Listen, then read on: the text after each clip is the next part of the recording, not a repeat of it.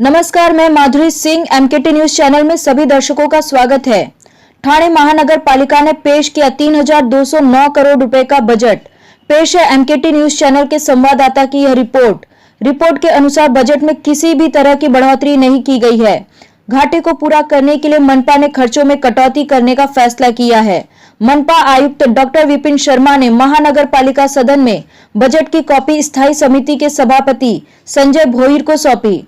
इस budget के अनुसार पानी के लिए 200 करोड़ रुपए, स्वास्थ्य सेवा के लिए 233 करोड़ रुपए, तालाबों के सुशोभीकरण के लिए 10 करोड़ रुपए, ठाणे के विकास में महत्वपूर्ण योगदान देने वाले धर्मवीर आनंद विधे की याद में स्मारक बनाने का प्रस्ताव बजट में रखा गया। इसके लिए 5 करोड़ रुपए प्रस्तावित किए गए हैं।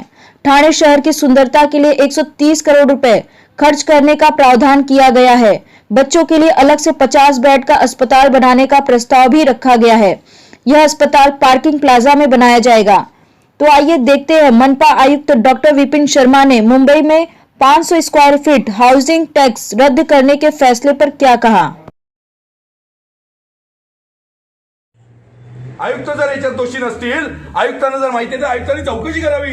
हा बजट आयुक्तांनी सादर करण्यापूर्वी सर आपने सादर करने के पहले ये बजट पेपर में कैसा गया आप पढ़िए। महाराष्ट्र दिनमान मंगाइए और पढ़िए सर। ये जो आप अभी पढ़ रहे हैं ना ये पूरा पेपर में आया है। You tell me sir, isn't it violation of BPMC act, MMC act? त्याची आम्ही चौकशी करू कसं झालंय, कारण की ते बघावं लागेल काय आलंय, कसे आकडे आले, ते अंदाजने आलंय की हे झालंय।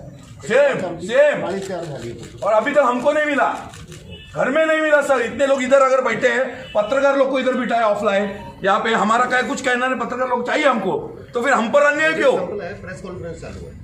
इतने लोग अगर है सर, बजट नहीं वांधा नहीं, प्रेस बजट संपलेलं आहे, आपण चर्चा करू। But so many people are there, why are we not allowed? ठीक है, वांधा नाही, वो भी ऑनलाइन वांधा नाही। इन कॅमेरा तर चर्चा होऊ शकत नाही, यांना काही चर्चा करायची तर आपण वरती चर्चा करू। 100%। 3 दिवस आधी पाहिजे होती कॉपी, 3 दिवस आधी कॉपी पाहिजे होती साहेब। तुम्हाला समजायला पाहिजे, आम्हाला वाचायला नाही। तुम्ही ठीक आहे, हरकत नाही, आम्हाला नंतर द्या। बाबा ह्याला पोचते वृत्तपत्रांमध्ये आज तुम्ही वाचलेली बजेट आलं, तुमचा पण अपमान आहे। तुम्ही आज वाचून उपयोग काय? बजेट लोकांनी वाचलं सकाळी।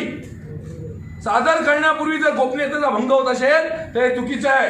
गली गली में शोर है, सचिव चोर है, कैपो चोर है, गली गली में शोर है, प्रशासन चोर है, गली गली में शोर है, प्रशासन चोर है, गली गली में शोर है। अरे पण तुम्हाला बोला गली गली में शोर है, बोला नाही, तुम्हाला त्या ठिकाणी तुम्ही आजपर्यंत महानगरपालिकेमध्ये त्या ठिकाणी आज तुम्हाला बजेट सादर होतो, बजेटची पुस्तकं त्या ठिकाणी बजेट काय मारामारी नाही होते द्या, मारामारी होत नाही। बजेट पुस्तक त्या ठिकाणी कधी दिलं जातो, आयुक्तांचं भाषण त्या ठिकाणी कधी दिलं जातो हे तर तुम्हाला माहित आहे, बरोबर आहे?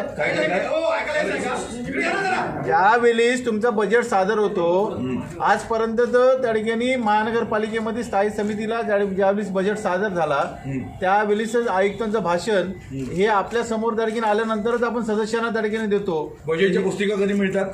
आपण त्याच दिवशी त्या ठिकाणी देतो। मग पत्रकारांना आज कशी पोचले आधी? त्याचीच तर चौकशी करा ना साहेब। पत्रकारांनी आज छापली ना दिनमानने, अख्खं बजेट छापलं आयुक्तांचं आहे। मग ते आम्ही त्या ठिकाणी बघतो ना, ते ह्या आयुक्तांचा अपमान आहे ना हा बरोबर आहे ना, पण त्या प्रशासनाचा अपमान आहे ना, बरोबर आहे ना, हा प्रशासनाचा अपमान आहे ना। हो बरोबर आहे ना। मग त्या ठिकाणी तुम्ही ह्या गोष्टी त्या ठिकाणी वक्तव्य करणं त्या ठिकाणी चुकीचं आहे ना। काय आयुक्तांबद्दल कुठे काय बोललो आम्ही? प्रशासनामधली गोपनीयता जर पाहिली जात नसेल जबाबदारी आपली आहे स्थायी समितीची। आपल्याला बजेट सादर करून उपयोग काय साहेब सांगा मला? सादर झालेला आहे आपल्याला बजेट, अहो आयुक्तांचा बजेट जो आयुक्त आपल्याला सादर करतायत तो पेपर मध्ये आज सकाळी आला साहेब, 11च्या आधी आला पेपर मध्ये। काय राहिलं? काय राहिलंय महापालिकेचं? कॅपो आणि सचिव या सभा ऑफलाईनच्या ऑनलाईन करण्यात आल्या। पहिली लोकशाहीची पायमल्ली करण्यात आली जाणीवपूर्वक, जेणेकरून आम्ही येऊन सभागृहात आवाज उठवू शकत नाही। घरात बसून आम्हाला म्यूट केले जाते। या ठिकाणी एवढी गर्दी असताना सुद्धा सभागृहामध्ये हा बजेट आज सादर होत असताना मिलिंद पाटणकरांनी जो मुद्दा उपस्थित केला की हा बजेट जर आज सादर आयुक्त करतायत, काल महाराष्ट्र दिनमानमध्ये आणि आज पेपरमध्ये बजेट कसा काय येतो? गोपनीयतेचा भंग झालेला आहे, नंबर 1. नंबर 2, ही संपूर्ण हे प्रशासन हे कायद्याचं नियमांचं पायमल्ली करतं आहे, सत्ताधाऱ्यांच्या प्रभावाखाली काम करतं आहे. MMRDचा घोटाळा असू द्या, ऑनलाईनची ऑफलाईनची ऑनलाईन सभा असू द्या, किंवा काल परवा प्रभाग रचनांमध्ये झालेला घोटाळा असू द्या, आणि आजचा अर्थसंकल्प पूर्णपणे हे लोक बांधले गेलेले आहेत. सगळे काल त्या ठिकाणी वाढदिवसाला पाया पडायला गेलेले होते, आणि तेव्हाच तो बजेट जो आहे तो त्या महाराष्ट्र दिनमानला त्यांनी स्वतः दिला. त्यांच्याकडे कॉप्या पडलेल्या आहेत. अजून आम्हाला कॉप्या मिळाल्या नाही. आयुक्त स्वतः जे बजेट वाचतायत त्यांचाच बजेट स्वतःचा आधी पब्लिश झाला पेपरमध्ये. म्हणजे त्यांनी आज दाखल केल्यानंतर उद्या तुम्हाला तो बजेट कळला पाहिजे. तुमच्यापैकी कोणालाही तो बजेट मिळालेला नाही पत्रकारांना, आणि एका विशिष्ट वृत्तपत्राला तो बजेट मिळतो आणि तो छापला जातो. अत्यंत दयनीय बाब आहे, कायद्याची पायमल्ली. आम्ही मागणी करतो या ठिकाणी पुन्हा एकदा निवडणूक आयोगाला, प्रभाग रचनेच्या धर्तीवरती, MMRD घोटाळ्याच्या धर्तीवरती, आजच्या ह्या बजेटच्या गोपनीयतेच्या भंगाच्या धर्तीवरती या आयुक्तांची तातडीने बदली करावी. कारण का या आयुक्तांचा अंकुश नाही. कमीत कमी संजीव जयस्वाल आणि भ्रष्टाचाराचे हे करत असताना, पायमल्ली करत असताना प्रशासनावर अंकुश ठेवला होता, परंतु ह्यांनी तर पूर्णपणे प्रशासनावरचा अंकुश गमावलेला आहे. काल परवा तुम्ही बघितलं की ज्याला अतिक्रमण विभागातून काढून टाकण्यात आलं, कार्यभार काढून टाकण्यात, त्याला परत कार्यभार दिला. आणि या ठिकाणी सभापती सुद्धा जर त्यांना पाठीशी घालत असतील, याच्यापेक्षा ही दुर्दैवी बाब नाही, लोकशाहीची पायमल्ली आहे. आणि म्हणून काँग्रेस पक्ष, इतर सर्व पक्ष जेवढे सदस्यांनी या ठिकाणी निषेध केलेला आहे, सभात्याग केलेला आहे, आम्ही निषेध करतो. हा अर्थसंकल्प स्क्रॅप करावा अशा प्रकारची मागणी आम्ही या ठिकाणी मुख्यमंत्र्यांकडे करतो, बाळासाहेब थोरातांकडे करतो, या ठिकाणी अजितदादांकडे या ठिकाणी करतो. आणि नव्याने अर्थसंकल्प बनवण्यात गोपनीयतेचा भंग झालेला आहे. या अर्थसंकल्पाची अंमलबजावणी करण्यात येऊ नये, आणि ह्या आयुक्तांची पहिली गोष्ट म्हणजे बदली करण्यात यावी, आणि ज्यांनी हा अर्थसंकल्प फोडला त्यांच्यावरती गुन्हे दाखल करण्यात. आज स्थायी समिति की विशेष सभा में 2021-22 इस आर्थिक वर्ष का सुधारित बजट और 2022-23 इस आर्थिक वर्ष का प्रस्तावित बजट माननीय सभापति स्थायी समिति को सुपुर्द करके उस सादर किया गया है. तो 21-22 का जो हमारा ओरिजिनल बजट था वो 2755 करोड़ का था. उसमें सुधारना करके 3510 करोड़ का 21-22 का बजट आज पेश किया है. और वर्ष 2022-23 के लिए 3299 करोड़ का प्रस्तावित बजट आज पेश किया है.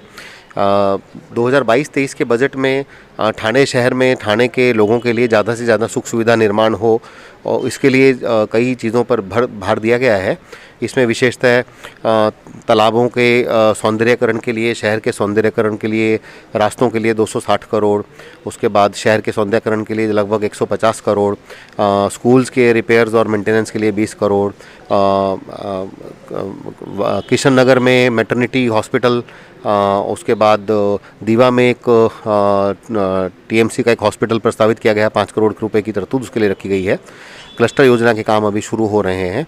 इसके अलावा जो पानी पुरवठा के बलकटीकरण के लिए इसमें निधि रखा गया है, और कर्मचारियों को 7वें वेतन आयोग और जो हमारे ठेकेदार हैं जिनके कुछ बिल्स पेंडिंग थे उसके लिए भी उनको पेमेंट करने की तरतूद इसमें रखी गई है. इस प्रकार एक सर्वसमावेशक बजट पेश किया गया है. नहीं, पिछली बार का बजट 2755 करोड़ का था. इस बार का मूल अंदाज पत्र हमारा 3299 करोड़ का है. तो लगभग 500 करोड़ का इजाफा पिछली बार के बजट से इस बजट में है, और हमें अपेक्षा है कि इसको रिकवरी के माध्यम से और उत्पन्न हम अपनी बढ़ाने में सफल होंगे और ज़्यादा से ज़्यादा सुविधा ठाणेकर नागरिकों को दे पाएंगे. सर, आज देखा गया 2022 का संकल्प जाहिर होते हुए एक कांग्रेस के नगरसेवक में आकर के इसमें गुंडा डाल, तो प्रशासन की तरफ से आपका कहना क्या है? नहीं, बजट की प्रक्रिया ऐसी है कि प्रशासन की तरफ से माननीय स्थायी समिति सभापति को आयुक्त बजट सुपुर्द करते हैं. उसके बाद स्थायी समिति में बजट का निवेदन होता है, और उस समय निवेदन के समय ही स्थायी समिति के बाकी सर्वसम्मान्य सदस्यों को और पत्रकारों को उसकी कॉपीज़ दी जाती हैं. तो इस बार की सभा ऑनलाइन थी, क्योंकि राज्य शासन के ऐसे आदेश हैं, और हर बार की तरह राज्य शासन के मार्गदर्शन और आदेश के हिसाब से ही आज का बजट पेश किया गया है. सर, ये थाने शहर के लिए जो उसके पहले मेट्रो का था, तो उसके बारे में क्या प्रस्ताव है, तो वो क्या खर्च कर सकते हैं इसके बारे में? ठाणे शहर के लिए रेगुलर जो अपनी इंटरनल मेट्रो है उसका प्रस्ताव माननीय महासभा की मान्यता से राज्य सरकार के मार्फत केंद्र सरकार को सादर करने की प्रक्रिया शुरू है. केंद्र शासन की मंजूरी आने के बाद उस पर काम शुरू किया जाएगा. सर, लास्ट का शीर्षक है कि जो 2022-23 में मुख्यमंत्री साहब ने और महापौर साहब ने क्या बोला है, कर जो माफ़ किया गया है, तो नागरिकों में ये भूल है कि हमारा कर माफ़ कर दिया 520 के एरिया का, तो एक माफ़ किया गया है कि इसके बारे में क्या आपका कहना है कि उनको कुछ टाइम दिया गया है? 500 स्क्वायर फुट तक के जो रेजिडेंशियल हाउसेज हैं उनके ऊपर बेसिक प्रॉपर्टी टैक्स, जो आधारभूत प्रॉपर्टी टैक्स है, वो माफ़ करने का प्रस्ताव राज्य शासन को सादर किया गया है। राज्य शासन के पास अनुकूल उस पर विचार हो के जल्दी ही निर्णय होने की संभावना है।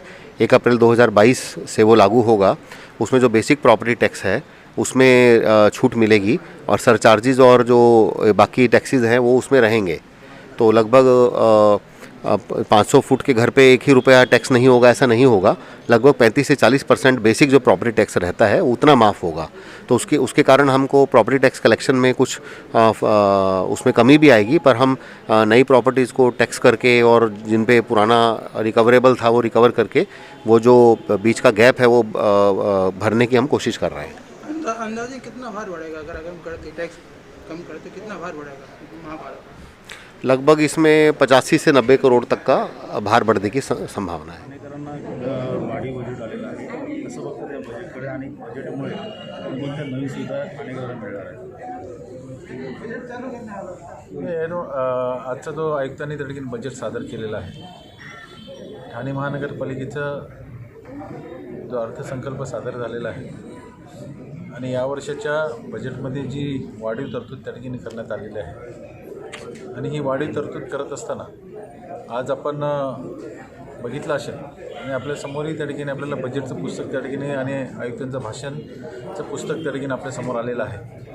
त्यामध्ये जी तरतूद जी केलेली आहे, आज आयुक्तांचं बजेट त्या ठिकाणी सादर झालेलं आहे। आम्ही आमच्या सादर झालेलं जो बजेट आहे त्याच्यावरती चर्चा करून आणि ही त्या याच्यामध्ये जी वाढ त्या ठिकाणी होईल की या शहराच्या विकासासाठी ज्या ज्या गोष्टी त्या ठिकाणी आपल्याला समाजोपयोगी त्या ठिकाणी आहेत, ते समाजोपयोगी असणाऱ्या ज्या गोष्टी त्या ठिकाणी नियोजन त्या ठिकाणी करणं हे जरुरी त्या ठिकाणी आहे। आणि आम्ही जे महानगरपालिकेमध्ये जो शिवसेना पक्षाने जे अजेंडा त्या ठिकाणी आणि अहवाल जो सादर केलेला होता त्यानुसार जी कामं त्या ठिकाणी विकासाची कामं जी बाकी त्या ठिकाणी आहेत आणि जे वचननाम्यामध्ये जी दिलेली जी सर्वच गोष्टी त्या ठिकाणी आहेत तर ती पूर्ण करण्याचा जो प्रयत्न आहे, माननीय पालकमंत्री शिंदेसाहेबांशी त्या ठिकाणी चर्चा करून आणि याच्यावरती जी डिपार्टमेंट वाईज जी चर्चा त्या ठिकाणी करून आणि जी तूट त्या ठिकाणी असेल तर ती तूट कशी भरून त्या ठिकाणी काढता येईल अशा पद्धतीने त्या ठिकाणी आमचा प्रयत्न असणार आहे। आणि या सर्वच गोष्टी त्या ठिकाणी आपण ज्या आयुक्तांनी जे सादर केलेलं जो बजेट आहे त्याच्यात ज्या तरतुदी त्या ठिकाणी केलेल्या आहेत त्या काही गोष्टी कमी ज्या डिपार्टमेंट वाईज ज्या काही कमी त्या ठिकाणी असतील तर त्या पूर्ण करण्याचा प्रयत्न असेल।